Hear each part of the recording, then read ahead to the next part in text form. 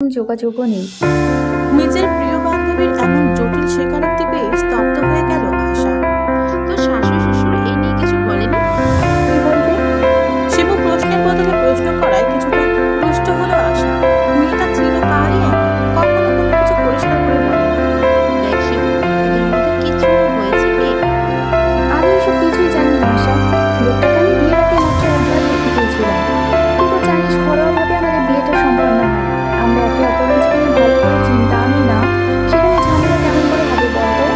তুই আঙ্কেল আন্টিকে এই ব্যাপারে কিছু বলিসনি? না, এখনো কিছু বলিনি। বিয়ের পরে ফিরোজকে আমার স্বামী না গেলেও আমার শাশুড়ি আমাকে নিয়ে যায়। শাশুড়ি বাবাকে জানায় হঠাৎ কাজ করে যাওয়ায় সাফওয়ান বিদেশ গেছে, আসতে কিছুদিন সময় লাগবে। তুইও কেন আগে সত্যিটা বলছিস না শিবু?